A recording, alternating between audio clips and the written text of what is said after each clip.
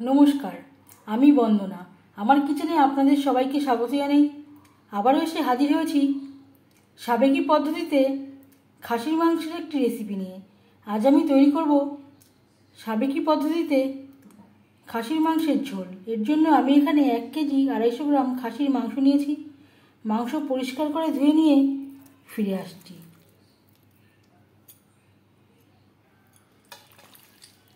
মাংস আমি পরিষ্কার করে ধুয়ে নিয়েছি। একটা বড় সাইজের বাটিতে আমি নিয়ে নেব।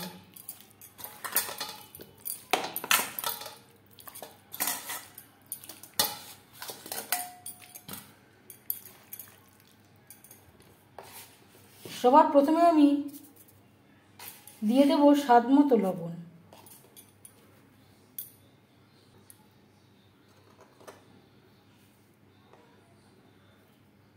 পরিমাণ মতো হলুদের গুঁড়ো, আর লাগছে আদা বাটা, কাঁচা লঙ্কা বাটা। আমি এখানে 2 চামচ মতো ব্যবহার করলাম। আর দিয়ে দেব পেঁয়াজ রসুন, যেটা আমি একটু গোটা রেখে বেটে নিয়েছি। ঝালের জন্য বড় 1 চামচ লাল লঙ্কার গুঁড়ো, আর লাগছে ভাজা ধনের গুঁড়ো। ঝালের পরিমাণটা আপনারা কম বা বেশি করতে পারেন।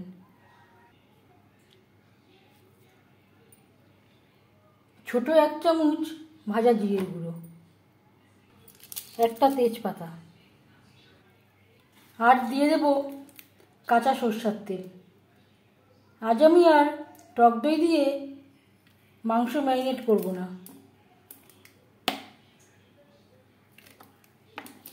যেহেতু আমি সাবেকি পদ্ধতিতে তৈরি করছি।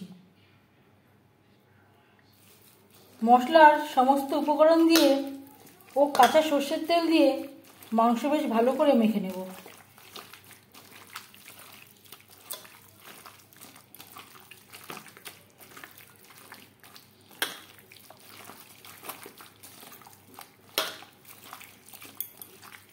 আজকের রেসিপি হাতে মাখা আলু দিয়ে খাসির মাংসের ঝোল। এইভাবে মাংস রান্না করতেন আমার দিদা।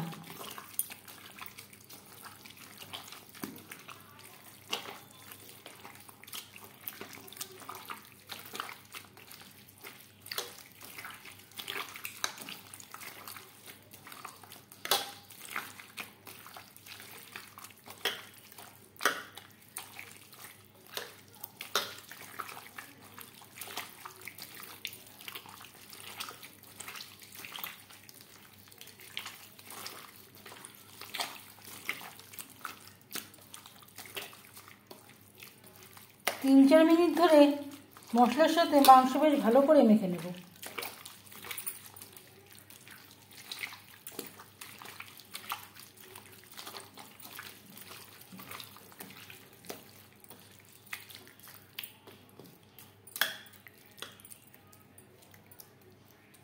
এভাবে 10 মিনিট রেখে দেবো।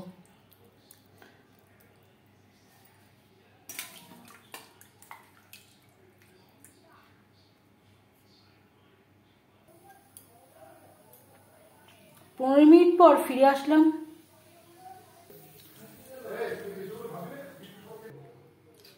মাংস রান্না করার জন্য আমি একটা কড়াইতে ট্রান্সফার করে নেব।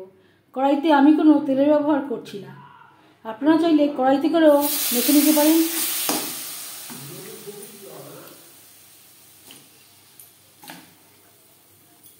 গ্যাস আমি অন করে দিয়েছি।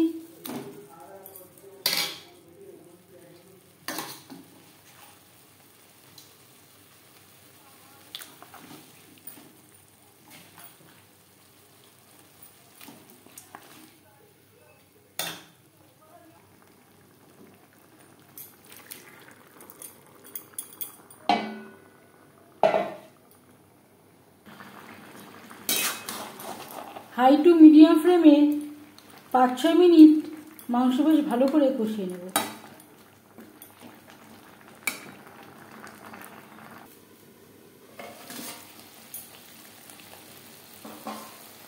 ঢেকে দিয়েছিলাম।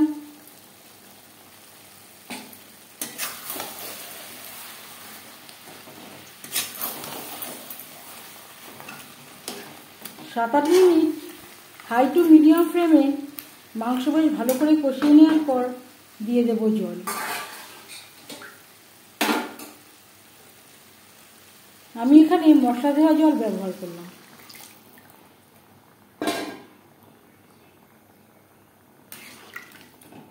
গ্রেভির সাথে মাংস বেশ ভালো করে মিক্সড করে দেব। ফুটে ওঠা পর্যন্ত অপেক্ষা করব। গ্রেভি বেশ ভালো করে ফুটতে শুরু করে দিয়েছে।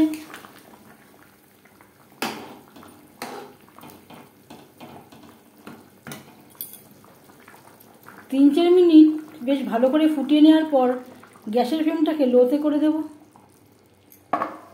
আর ঢেকে দেব। ঢাকনা চাপা দিয়ে মাংস সেদ্ধ হওয়া পর্যন্ত অপেক্ষা করব। আর লাগছে আলু আমি সেদ্ধ করে নিয়েছিলাম। দিয়ে দেব স্বাদ মতো লবণ।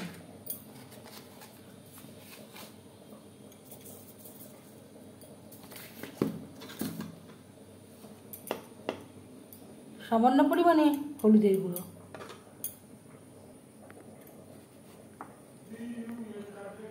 আর দিয়ে দেব কাঁচা সরষের তেল। আপনারা চাইলে হাত দিয়েও মেখে নিতে পারেন। আমি খুন্তির সাহায্যে একটু আলুর সাথে লবণ হলুদ ও কাঁচা সরষের তেল মিক্স করে দিলাম।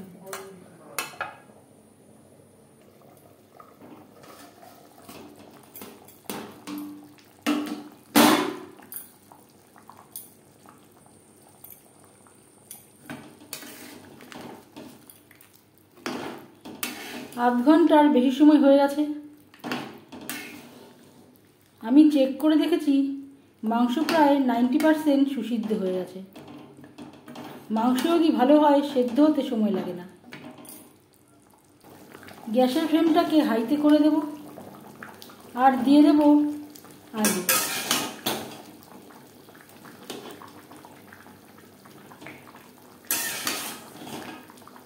আপনারা চাইলে মাংসের সাথে একসাথে মেখে নিতে পারেন। যদি আপনারা আলুটা সেদ্ধ না করে নেন সেক্ষেত্রে অনেক সময় আলু গলে যাবার সম্ভাবনা থাকতে পারে। যেহেতু মাংস সেদ্ধ হতে অনেকটা বেশি সময় লাগে, আলু সেদ্ধ হতে অতটা সময় লাগে না,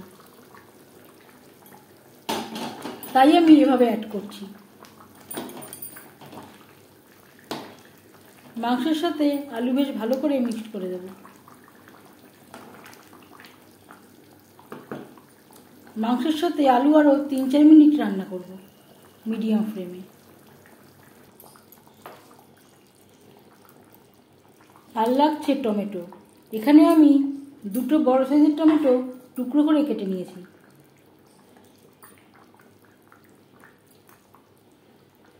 মাংসের সাথে টমেটো বেশ ভালো করে মিক্সড করে দেব।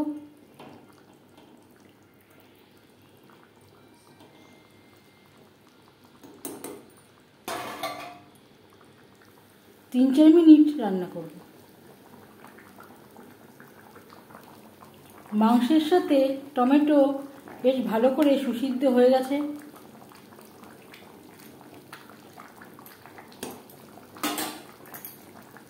এবার দিয়ে দেব 1/2 চামচ গরম মশলা পাউডার।